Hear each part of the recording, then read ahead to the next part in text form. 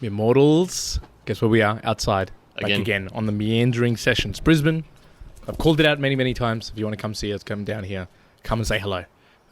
However, we've moved a slight little deviation away. We've moved 20 meters. Yeah, you can't see it in the cameras, but it's just over behind me. We are sick of getting blasted with the sun. So this is probably going to be a little bit of better position. We got a tree shielding us from the sun, which will be good. We'll see.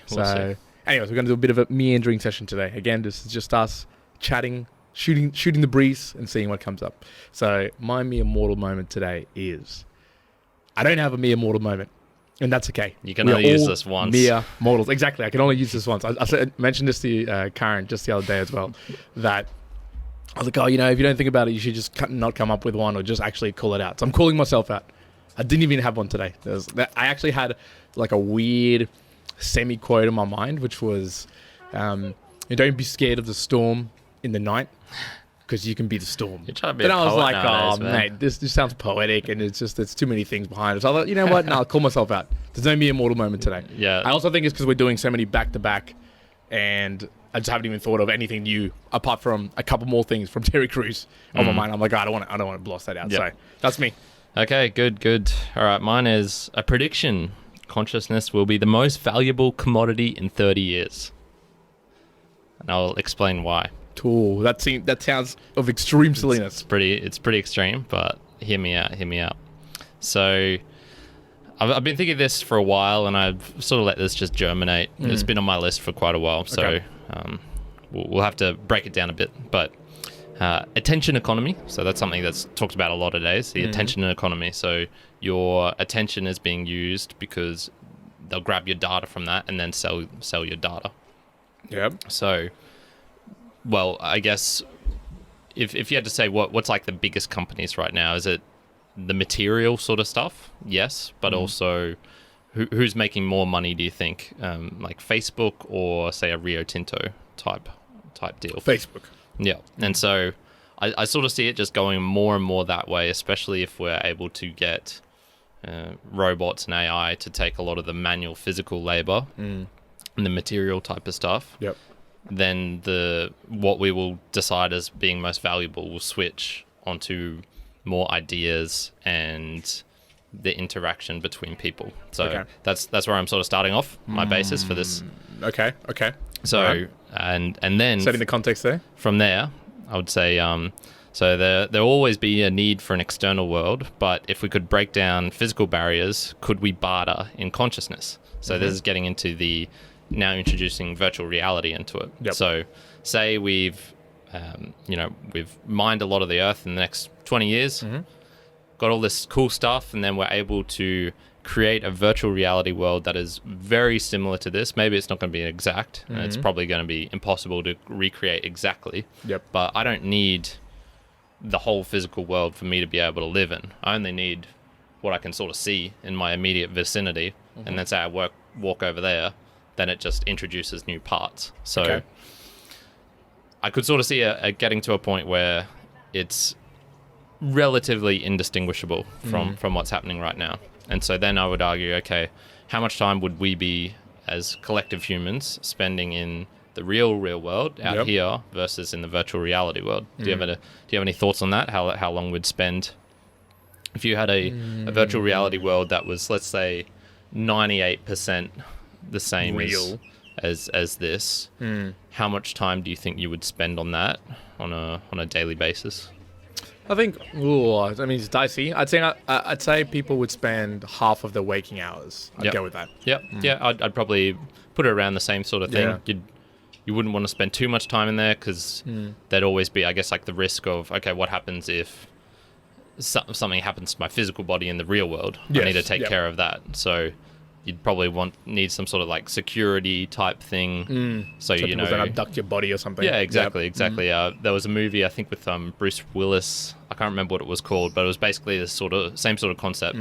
Everyone was living in a virtual reality world, but then people were dying. Their physical bodies were dying in the real world. Someone was, I think, killing them, or It's kind of like the Matrix stuff. Yeah, a little bit like that. So I would agree with that. So now we're getting into the point where I'm saying, okay, the physical resources in the real world, while important, they're not as valuable as they once were. Okay. Having a handful of gold just doesn't really mean that much if I can go into the virtual reality world and then I've got all the gold I want. I can swim in gold. True. Okay. So my only caveat, well, I'm just going to inject there is, the machinery and the technology and the tools to build all this, will they not utilize some of those resources anyways and anyhow to create that? Yeah. So you're always going to have obviously the thing that builds the virtual reality machines, but let's just say it's like a phone, right? This thing can last quite a long time, and it doesn't require. This is not as valuable as it would have been 20 years ago, and this will be an absolute piece of crap in 5 years' time. So what I'm getting at is I feel a lot of the physical things that we have are starting to, because we're creating an abundance of them, they're starting to lose in value. And then if you have virtual reality, the experiences which you can have, riding a jet boat or whatnot, you don't need those physical resources if you have them in this virtual reality world. Okay, I understand you. Okay, so where you're going. So then I'm saying, okay, what are we then deciding is really important? And what I'm already seeing is that your attention is what's important. Having, for whatever reason, I guess for the data that comes from it, and then they're sort of selling it on. But that's the sort of second order consequence, I guess. And so what people really care right about now is your attention. I want your attention. I want these people's attention. You want your eyeballs, you want eyeballs on what you're doing. So then I'm imagining, okay, so a lot of us are in this virtual reality world. What are we doing in there? We're having fun. Yeah, probably for the first year, you'd experiment doing everything that is to be done without all the necessary air travel to fly to France. Without an experience of France is like. Yeah. And I guess I'm then saying, okay, well, we'll probably be doing a lot of what we do now, which is interacting. You go out to a bar, you interact, meet new people and things like that. So I think we'd all have those sorts of experiences and we'd still seek them out. So I could definitely see virtual reality bars where you just go in and there's people there and you interact with them. And maybe there'll be certain bars. So I create Kyrin's bar, which is, very strict. I create my own rules. So if you come in here, you have to wear a silly hat.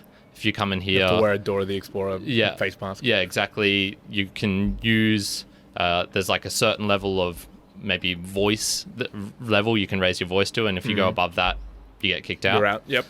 And we create those sorts of things. So then I'm saying, okay, well, then I guess what would be valuable is having people come in, having their attention. And so that's when I'm saying, okay, maybe there's some sort of way that you could put consciousness, which is attention. I disagree. I disagree that attention is consciousness. Okay, well, we'll get onto that in a bit then. Just for the moment, assume that it is. Then I would say, okay, if I'm getting people's attention, i.e. their consciousness, that's what's most valuable, and I can monetize that however. Now, the value of money is obviously going to be a bit different because we're in the virtual reality world, so it doesn't matter as much, but there'll still be similar sorts of things. So we'll create some sort of value scale, some sort of marketplace of value in that, and I would argue that it would depend on you being able to capture the most people's attention, therefore consciousness. So that's why I'm saying consciousness will be the most valuable commodity. I see your reasoning. I could be convinced that 30 years is maybe a bit too soon, but I would say once you have a very strong virtual reality system and people are spending large amounts of time in it, that's what's going to matter most. Ooh, okay, all right. I get what you're saying. I get that. I think one that came to mind when I was thinking about that was, is attention really consciousness, or is attention just time out of like your consumable time that you can use? I wouldn't go so far as to say that you're monetizing consciousness. You're monetizing people's time and what they spend it on. Okay. As being attention. So if I pull up my phone and started flicking through Instagram, they're taking my attention, which I guess the value there is time of me using it. But I can be consciously thinking of other things completely. I could be doing it without even consciously even be looking at it. Subconsciously just going through things as well. So I think... And that's less valuable, because then you would see that you see that in the like Instagram world, that just because someone likes a thing, that's less valuable than someone commenting on something, for example, which is less valuable than someone commenting and clicking on the link that's in that. And I would say that each one of those requires more attention and therefore more consciousness. So Okay, all right. I would say what would be more valuable? Someone doing what you were just saying, going through the infinite feed, just going, oh, okay, and thinking about something else. Yep. Versus someone going onto one of our posts, liking it, writing, Commenting, wow, mere something. mortals, this is a great idea. I love this. Where can I find out more? Oh, I'll go to the link in your description. But when you're saying valuable, then it's to the who. Because, sure, that's valuable to us. What's more valuable to a company like a Facebook? Does it matter that they comment, or does it matter that they subconsciously just go on like 1,000 for in no particular reason? Or right? No, I'd say the commenting. Okay. Why would you say that's more beneficial to a Facebook? Well, because then they can advertise that. If Facebook is, I'm imagining this is what Facebook does. They have 2 pages for potential advertisers, and they're saying, look, okay, this page has 100,000 people. This page has 100,000. They're roughly the same, but one is a dog page which has, or maybe like, let's just say cute cat page. So people go and look at cute cats and it's like, wow, this is really cool. And then another is a luxurious high item car page with a very engaged following because it's someone who knows a lot about cars and so he's detailing all the car things. I would say of those 2 advertisers, the advertisers would go, oh, okay, well, obviously there's depending on what they're trying to sell, but they would say, okay, the more engaged, the one where people are more engaged in it, they're more likely to engage with the advertising I put on there. Whereas the cute cat page, people are just going on there to look at cute cats. They don't want to be sold anything. Yeah. Okay. So I'm just trying to think it through. So do I believe that the metadata that Facebook tries to sell to people? So if you go on to, say, you're trying to advertise with Facebook. So essentially you're trying to, as an individual, you're paying Facebook to advertise. The options that Facebook provides to you, that gives you to say, they'll say, hey, you will reach 10,000 people. You will potentially get this many people swiping up or commenting on your post, or et cetera, et cetera. Okay, so those are 2 different things though. So you'll reach this many people, yes. But then the next step is, okay, how many interactions will you get? I can reach 10,000 people and have nothing happen from that. Or I can reach 10,000 people and something will happen. 1,000 things will happen from that. Well, okay, I'm going to go for the 1,000 things. Sure. So and then I would argue that group with the 10,000 where 1,000 of them do something. They have more attention focused on, like, if you looked at the people as they're using that page, they would have more consciousness activated because their attention, their consciousness is focused on what they're doing on there. So it could just be sold at a higher order, is what you're saying. I agree with that. I agree that a more active engagement would be sold at a premium as opposed to just like a random bot. If you'd want to get... exactly. Doesn't want to get 100 bots just going and putting random comments. No, you'd want 10 really good people putting really good comments to interaction. I think I'm still... Maybe where I'm getting a little bit riled with it is I don't believe we'll get to that level in 30 years. That's maybe where I'm like, maybe I could see it's the amount of time and attention we put, but I don't consider that to be like consciousness. But maybe in a really long time when you're fully connected in and there's no need for physical world things anymore, okay, then you're putting your full entire consciousness into it. Maybe it'd be the case there. So. Okay. And then here's the other thing. So of a life where you can live, there's 2 people. One lives a life where they're daydreaming a lot. They're just living in their own head. They're thinking about random things. They get distracted by whatever. Versus a person with a life who is very introspective, very thinking, I guess, critically all the time and not getting distracted as much and really trying to focus their attention, their consciousness on certain things. Which of those would be a more valuable or a better life? I would argue it's the one who has more consciousness. I think consciousness is one of those things where the more you have of it, in general, the better. The more you have of consciousness, the better. So let's just say, let's take a day where you wake up and you're really shit. You're really shitty. You're really tired. And you're just all over the place. You're not focusing on this. And this is just two days in a row, like a Monday and a Tuesday, and you're basically doing the same things.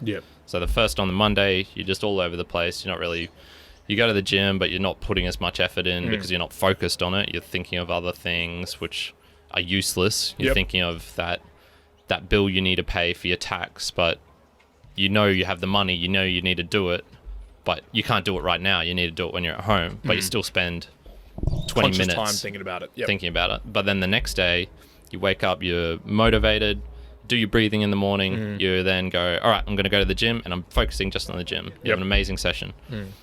You could put in, and then I would say, okay, you're putting in less work in the gym on the first day, whereas on the second day, you're focusing more, so then it translates into actual reality. I would say that second day is more valuable to you, to the world, to everyone, and therefore is better to everyone. And so therefore, more consciousness equals better. I agree with that. But and I guess was your original statement that consciousness would be the most valuable thing in 30 years? Yeah. Okay, So- maybe I'm being a bit So facetious like, with that. yeah, but I'm saying, I think the bit where you're saying most valuable, I think you've germinated on it, but you're only thinking about it from like your point of view and maybe humans' point of view. Like where are you seeing that point of view coming from? Like who's absorbing the value? Who's calculating that value? well, of humans. consciousness? Well, if there was no consciousness, there'd be no value. To a human's point of view. Well, to what else is there? Well, that's what I mean. So I think value from a humankind is one thing. So like that's why we have to set the boundary. Sure. What if an alien race comes to here to Earth and just says, oh well, yeah, whatever, humans, but you're kind of like dodgy and we'll just get rid of all of you, and then maybe across a much broader scale, actually no, your consciousness was useless. You actually maybe there was another level, some other random thing, but within a human context, within the boundaries of what we can talk about, would consciousness be the most valuable thing in 30 years? I would, if you're talking about it like that, I would just say that's already here now. No, I disagree. So why wouldn't consciousness today be the most valuable thing? Because no one talks about it. We talk about money. We talk about bridges and cars. Sure, and but isn't that translated by way that people are conscious or attention, as you're saying? Where you put the attention, you're getting all the money. It's not front and center. It's I would say. Well, if you think about it, consciousness. What are you spending your consciousness on? It's on money. That's what you're thinking about. You're thinking about material things. You're thinking about whatever else it is. Whereas I would argue that the probably correct way of doing that would be your consciousness would almost be spent on consciousness. Like you're thinking about thinking. How important your thinking is. Yeah, in a way. And I can't see it being argued that today consciousness is the most valuable thing right now. I don't think anyone would really jump on Because board it's with not that. front and center. Yeah, well, no one talks about it. But do you believe that because things are not talked and are front and center, it doesn't mean that it's still the most valuable? Yeah, in a way, yeah. Okay, all right. That's interesting. Okay, I think I disagree. I disagree with some of those points that you've raised. I think you need to germinate on them a little bit further. I think I did a pretty damn good job, to be honest. Listeners, you need to, if you get to this point, I'd like you to comment on one of the posts I think on Instagram. You haven't convinced me. You've just said, no, I don't agree with that, and you need to do more work. Fucking you do more work. No, you tell me why it's wrong. Well, I think I don't agree with what, I think you haven't defined what value is correctly in that particular line. Okay. With consciousness. I agree with consciousness, but I think it's the value aspect. Maybe the value in the 30-year aspect. Okay. Because I think a lot of people today, when you think about things today, like if someone says, what's the most valuable thing? Oh, it's money. Money is the most valuable thing. But if it's a construct of society, wouldn't the construct of society be a more valuable thing because it's allowing money to be in place? And if the construct of society is... I don't think that's the right way to think about it, because then you can just go down a rabbit hole and you can keep going, oh, okay, well, what's the most valuable? So you say it's a construct of society. What's beneath that? And then you can keep going and keep going and keep going. So I think, and that's where I've got a problem probably with that commentary of consciousness is the most valuable. So valuable compared to what? Right? So can you say consciousness is more important than oxygen for humans to live? Is it? Yes. Yeah. Okay. So, but if you didn't have oxygen, you wouldn't live. Yeah, but if you didn't have consciousness, you wouldn't live either. Well, let's go with someone who's, laying in bed, completely comatose, and they can't articulate anything. They have no brain function going through their brain to be conscious, and they might have some blips and blobs of subconscious. Yeah. But they're still alive. No. Oh, so you I don't think so. So you wouldn't. Okay. All right. So, No. but I think maybe where From their point of view, there's nothing happening. Okay, gotcha. And there's why Sam Harris said this a long time ago, and I pretty much resonate with that. Yep. The only thing you can really be sure of is that something is happening right now. That's the only thing. You could be in a matrix. You could be a like everything you think could be real. It could be that actually every morning when you wake up, it's like a resetting. Yep. You're not actually, and then you're just getting implanted the memories from all your life before this. All that sort of stuff. Yep. Anything could be happening, but I would just say the only thing that I can be absolutely sure of is that something is happening right now. That's the only thing. What the base reality underneath that is, I have no idea. Yeah, okay. So, and that I would say is what consciousness is. And, you know, we haven't really defined consciousness because that gets into a Very hard. very hard. So I think I would be more comfortable and say this, and this is why I would be more comfortable to say that consciousness would be the most important thing in 30 years as opposed to the most valuable thing. okay. And then, but then that would translate to me that consciousness is always the most important thing for absolutely everybody, because if you're not conscious, then you're not alive. Yeah, That's sort of where I would get to. That's where I would rebut and say, oh, maybe it's just a sentence wasn't specifically enough defined that I think would match it. I think a lot of people would fight it and be like, well, no, the most valuable thing to me is going to be my family.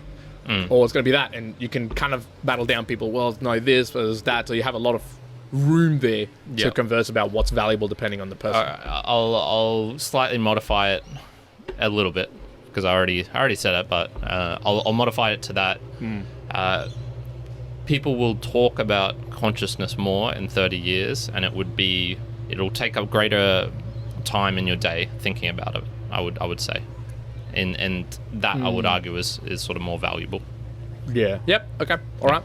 Good. The other thing I was going to say was we'll maybe link this a little bit to free will, and it sort of seemed to me that you were saying the other day that more consciousness, like the ratio of conscious to subconscious actions, the more conscious you are, the more free will you have. So then I would be saying if we're thinking about consciousness more, that might be more introducing of free will in a certain sense, in your sense of how you sort of see how free I will. termed it. Yeah, no, I'd agree with that. Yep. If you're more conscious of your day to day, then you've got a higher ability to apply free will. Yep. Or to will yourself to go and do things. So yeah, I'd agree with that. I'd agree with that. I'd agree with that. Cool. I've got an item. I mean, we've just been talking about it, and we've talked about this in the past in a similar way. I don't know if some people have commented and they say, oh, I enjoy that you guys can talk and sometimes disagree and, you know, still be able to converse about things. Were you always like that? Or do you think that in the past, if someone tried to disagree with something you were saying, would you fly off the handle and just completely block out the particular view to say, don't agree with you? That's never been me, but I'd take the opposite route where I just wouldn't disagree with anyone. I just really dislike conflict, so I'd avoid being in scenarios where it could be raised voices and heated and whatnot. Yeah. I'll give you an example. The other day, I went to my friend Marcella's house, and she's got a friend there who really likes conflict. In essence, I think she thrives off the like emotional sense of like the combative sense of a little bit. I think that's rile me up. I think that's her nature, and I think she enjoys getting into that. Okay. So she, like very provocatively, we were talking about something, and then she's like, okay, and now something, but something uncontroversial, politics, and it's brought up straight like that. And this was, I think, a day or two after Donald Trump got defeated. Maybe it was, I think he'd just been defeated, and defeated, and But you know, technically it hasn't. It still hasn't gone legally through. Nah, whatever. But, I don't care. That was a sentiment. And she sort of thrived on that. And there was another lady there who sort of took a not contradictory, but slightly saying, oh, you know, Trump's not as bad as you think he is. And that would be like fun. very, very quickly, it just got to like raise voices, people talking over each other. And I was sort of, my whole role in that was just like sitting there sort of observing it, just going, oh, that like escalated quite quickly. So no, to your original question, that's never has been me. Nowadays, I'll fight back, I'll push back a little bit more on certain things, but I don't think my voice would ever get to, I don't know what decibel range it is, but the decibel range where I'm trying to talk over you, like, no. Yeah. I just don't let myself get to that level. Do you feel comfortable nowadays though to be in those sort of like, say you got into a debate with someone and it wasn't a debate about something simple, it was something like really, really egregious to you that someone was debating you on. Do you think now you'd have better skills than what you were in the past? Well, especially since we started the podcast, I'll give you an example of one moment where I noticed, okay, I'm definitely improving in this sense, which was when I was traveling. And I even mentioned this to you and Joey at the time, which was I was in a hostel and we were talking in a big group about the, I think it was like how to pick up chicks or something, or it was being more social and outgoing, and we were just talking about that. And there was this New Zealand guy there, and he was just one of those sort of very naturally confident people, and he was saying, you just got to be yourself. You got to be yourself. That's all you need to do, and then good things will happen from that. And I knew that wasn't true for me, at least, because I'd heard that exact same advice when I was young. It doesn't help you when you're shy. Being yourself is like, okay, I'm going to lock myself in my room because I'm unconfident. So I sort of pushed back on him and was saying, no, I pretty much disagree with that. I think that's basically the worst advice you can give. And that the better advice is taking some small steps and small actions to putting yourself out there, learning that there are tips and tricks for that you can sort of break humans down in a way in the immensely socially complex system there is, and breaking it down and saying, okay, no, you can actually if you say this thing, you'll get this sort of reaction generally. If someone's doing this with their body, it sort of means this. And so I pushed back pretty hard on that against him. Yeah, I like that. I mean, which in the past would never have happened. Yeah. No, because I was going to say, one of the funniest things I think I've learned over the years is the likelihood that you are correct in a lot of the things you say in the day-to-day is so low that it's stupid for people to think that you're going to be so correct about everything. You're going to be correct about things, sure, but you're going to be so completely incorrect about so many more things because you're just not the expert at everything. Like, no human out there is the expert of everything. So, you might come to us and ask some questions about health and fitness, deadlifting maybe, but even then, we're probably going to have things that are wrong. And when it comes to podcasting, maybe when it comes to public speaking, we can share some things, but we're probably going to be completely off base and wrong about some other things. And that should be okay. But I think a lot of us are not okay with that. We almost feel like when we say something or we're expressing an opinion, if it's incorrect and not matching other people, we just feel like arced up and we want to just fight back about it, which I know I've done in the past, like a lot of times, and that's been something that's been better. But one particular tip that I took away from, I've just listened to it from a lot of other places, specifically probably Ray Dalio's view of it, when the way that he runs his company at Bridgewater is go into the conversation when someone, say, opposes something you're saying, almost with a view of, okay, I want to try and understand why that person might be correct. So going at it with a mindset of, so in that example, going an example of like, okay, what he's saying, I just want to try and understand why this person might be correct and why my view might be so different. So you'll generally approach a conversation in much more of an inquisitive, interested view. And even if at that point it doesn't match what you think, you at least go, okay, well, I attempted to see it from their point of view, from their interest and what they saw from it. Maybe you'll learn something from it. Maybe you won't. But, if you're a mere mortal and you're trying to go out at a close base where you think everything is true, then you'll never triangulate to the truth and you'll always just stay in your little bubble. So before this realization, how would you confront or argue with people? So an example, early days of work, and I shot myself in the foot because I transitioned from an engineer into consulting, and in particular it was a little bit of IT consulting at the very beginning. So I would be looking after here, like say 2 or 3 people, and so I set some basis. I'd done 6 months of essentially being the lowest level worker, of just directly working on something, understanding the product, testing specifically, running through things. Then 6 months later, I was overlooking, say, 2 people. Now, of those 2 people, some of them would come to me and say, hey, I'm going to go and do this. And in my mind, I just go straight away and say, oh, yep, it's good, but actually I know I need you to do this. This is the way I want to do it. This is the way you should be doing it. Almost mandating that, I believe this so. And then in that particular moment, they fired back saying, oh, no, well, this can be done better this way. And in my mind, in my eye there, I was like, no, I've done this before. I know this is the best way. This is the way it's going to be done.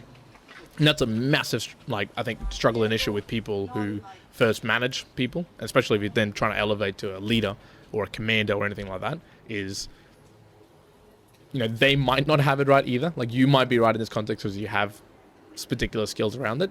But in that moment, both, it doesn't matter because, for them to be able to do it is actually better in the long term in the relationship that you have. But you could just as well, not be seeing things that they are actually seeing. So you're missing out their point of view. So I would combat a lot of that time when someone would come back to me and I'd say, in my mind, I'd say, well, no, I know how to do this. I know how this is done. I've repeated the steps before. You should be doing this.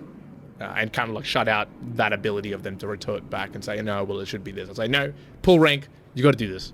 And I think in other conversations with maybe friends in the past, it's been a little bit of I wouldn't get into even the conversation. So maybe other people might do this is you might have a discussion with someone about, the best color is red and the other person would be the best color is blue. And you might get into a bit of a conversation as to why that is and start getting heated and then you just go, I don't care. I'm just not going to talk about it. Cool, move on.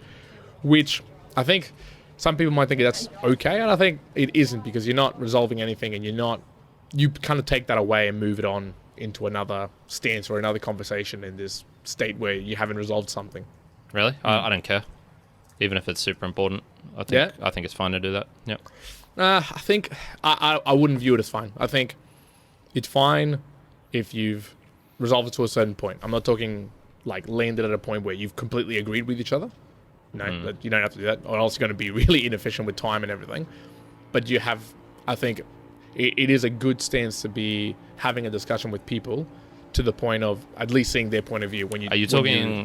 What sort of people are you imagining in this scenario? Like rational people? No, as in a loved one or a random acquaintance that you'll see twice a week, or the guy from your gym who you see 3 times a week. Like what sort of? I'll set the line at anyone who's rational, who's talking about something that is of importance to me. Even if it's just a one-off? Even if it's a one-off. Really? And the reason I'd say this is because, like, let's just say a random person comes by, walking on the street here, never met her before, and I'm talking to someone about, I don't know, say something that's important to me, fitness, let's say deadlifting, and I say, I'm talking to someone else and they hear me saying, yep, you're deadlifting and, you should try to keep your back as straight as possible with your head up and trying to be lifting up and not rounding your back. And if they mention, walk about, hey, actually, no, I disagree. It should be rounding your back. Now, to say I wouldn't, like in the past, I wouldn't. I think to this day now, I would say, what's your belief around that? Why do you think that? They might have an answer for me. And I wouldn't go down the path of trying to figure out why exactly they're saying this all that, but get their understanding view of, this is why. Now, if I disagree with that completely and it doesn't help me one bit, I'll go, okay, cool, and then let that conversation go. No point going further. But I think it's more in the off chance that someone shares something with you that helps you get to a bit more of a truth, that you go, okay, that has been valuable. But it's got to be rational, and it's got to be with something that's important. Because I wouldn't stop if someone just said something random about, your cap looks stupid looking backwards and forwards, and you should never wear a cap in this way. I don't care. It's not a care in the world. That's not something I'm going to bother with. I'll give you one which I think is a good case edge point, which will help me understand where you fall on this. So when I was in Argentina, was it? No, it was Chile. It was Santiago. And I was in a random park there, and my Spanish was rubbish at this point. I was only there for a week, I think, and I had my gymnastics rings. I'd found a nice tree in the park, or a suitable tree. Wasn't ideal, but I'd flung them over the branch. I'd set them up and was just doing exercise on it, and I'd chosen a relatively sturdy branch because I didn't want to jump on it and have it fall down on me. And this old lady came up to me about 3/4 in the way into my workout, and she started speaking Spanish, and I responded, but I couldn't really respond. And then she switched to English, thankfully, and she was saying, hey, and she did it very politely in a very rational way as well, but she was saying, you shouldn't be using your rings on the tree because you're hurting the tree. And my point of view was essentially, my weight's not doing anything to this branch. My straps are over it. It's not really going to be doing anything. And I could tell she wanted to get into an argument about whether it's acceptable to do that or not. And I pretty much just shut down the conversation. I said, yeah, well, this is what we do in Australia. I understand that you don't want me to do this, but I'm going to continue to do it. Yep. And even if she wanted to talk more, I sort of just turned back to my rings and just kept exercising. Do you think I should have? Maybe not. Do you think I should have? Would you have, in that situation, try to argue that point? I think that's bordering on whether it's important to me or not. I think I would have. Yeah. In that situation, I would have, but I wouldn't have arguments. So I think this is the danger where people get, like what you just said then, oh, well, no, we do this in Australia. I think the more we do that, the more we're just very closed off to the world at large and other people's understandings and point of view. So I probably would have asked a question around it, just around, okay, why do you believe that I am hurting the tree? Or just to actually understand, what do you think? And if they said it was something in the order of, oh, well, trees have feelings and, you got to think about these and et cetera, down that pathway, then, okay, I get a point of view, and I might have gone, okay, I don't believe that, so I'm going to continue, and then could shut down. But what if the individual had said, like, what if she had said, and there was other trees available, what if she had said, oh, well, my dad died and we planted it on this tree, and this tree actually signifies my dad, and I don't actually like people coming on here and using it.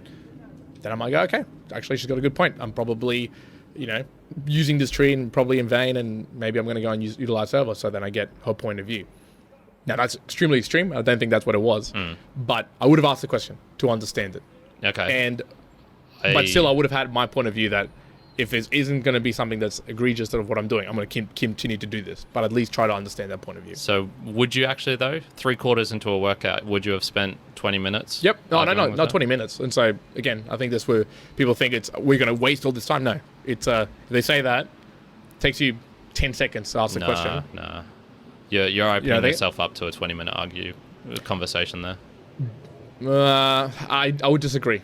I would disagree in the sense that you could easily ask a question. I think if you're going to go down that route, you shouldn't half-ass it. If you're really trying to find out what it is, what they want, or what they're trying to express, you can't just ask one question and then be done with it. I think you need to be willing to spend the time.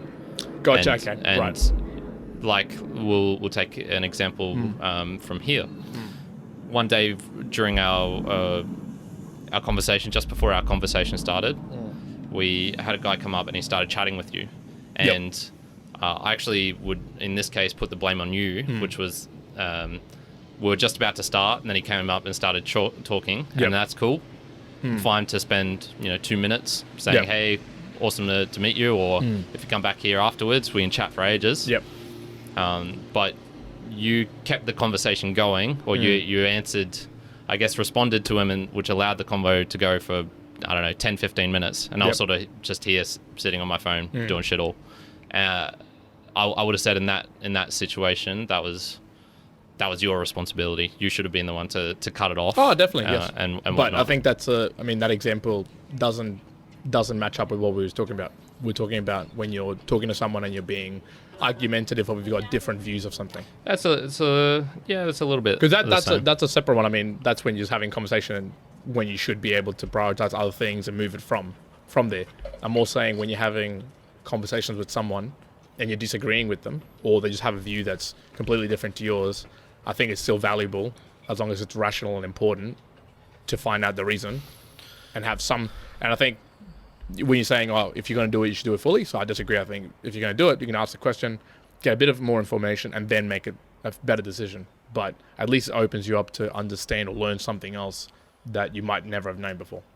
Yeah. So I guess is the way that I might view that. I think we'll have to disagree on that, because I don't see how you can just ask one question and that'll solve it. I think if it's something worth talking about and I guess arguing about or discussing very seriously, it's you got to put the time in for that, and you're not going to get that in the 1 minute that you have for rest before your next set comes up. I think it's almost a problem with when people think, and I think this is what I think you have, which I think a lot of other people have and keeps them from doing a lot of things, is where you have that mindset where I'm only going to do this if I'm going to do it the right way, the really right way. So if you were going to, so this is completely different. Let's say people who've never done a pull-up before ever in their life, they might go, okay, I'm going to do a pull-up, but what I'm going to do is I'm going to research how to do a pull-up. I'm going to look up at people who do a pull-up. I'm going to go and talk to some people about doing a pull-up. going to start maybe doing some particular movements to do a pull-up, and, you know, it might be just worth doing a little bit of just go and try and do a pull-up, or just a little bit of research and then go and do a pull-up. Of, you don't need to go and find out the full circle, the full picture of it all. You sometimes can just go in and say, ask that one question, just go and do the thing, find out a bit more extra info, and that gives you a little bit extra, I guess, thought or knowledge to go, okay, is this worth considering further down the track or not? Maybe.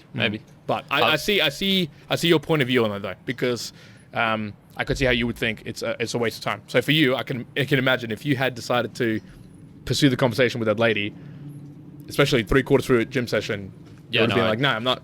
There's no point here. I'm already here. I'm doing this. No, I'm not going against the conversation. I definitely feel I made the right decision there, which was, okay, I'm sorry that this is offending you somehow, even though everyone else in the park is obviously okay with me doing this because I've done this 6 days in a row and no one else cares.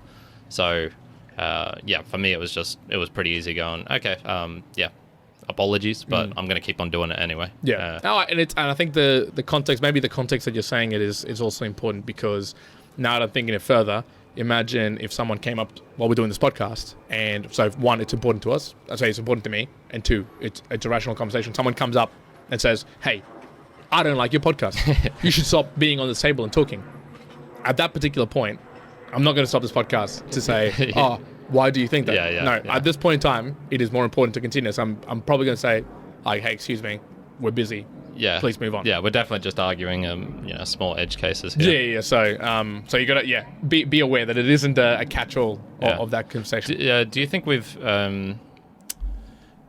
always been good at doing this? So we've known each other 15 years now, and I would really only say it's probably only in like the past 2 years where we've actually seriously discuss stuff. I don't really remember having deep conversations with you. How much of a deep conversation can you really have with people that is argumentative as well? Because you know how like you would build relationships, especially through like the years when you're younger, you normally be with people who you also coincide sort of thought processes and values with. So you don't generally go and battle against each other because, I don't know, you don't become friends when you're a 16-year-old with, I don't know, a Nazi, someone who supports the Nazi party and you're not. Like it's sort of those such different values that you might not really be catching up with people in that way. So I think, recently, I think it would have been, only the last 2 years where I've had conversations with people that, either are really close to me, that I'm not argumentative about, but I'm discussing the difference in thought. So, and it's very unique. And I think a lot of people out there, would try to shy away from that as much as possible. And I just don't think it's that bad as long as you're doing it the right way. Yeah, cool. All right, I think that's a good place to end it, man. Good. All right. Well, that has been another meandering session out in the sun. I'm starting to get a little bit more toasty out here. So we might have to start coming down here early. Yeah. Well, like I'm looking now, that's got a little bit of shade.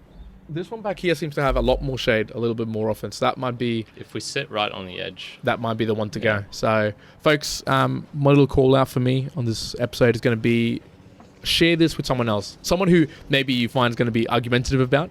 If you have an argument with us or something like that, share it across. Talk about it, comment. I'd like to hear about it. It's don't be afraid of the argument. See what value you can create. If you're watching this on YouTube, leave us a comment on how you argue with people or how you have discussions with people. What is the right level or limit? When should you pursue it further? Or are you more in the camp of let it go, it doesn't really matter? And I guess it does depend on your level of importance. And if you're listening to this via audio, you can either go onto our Instagram to reply or do something like that. _mortals_media. Media. Good. That's it. One out. Kyrin out. Ooh. Arr.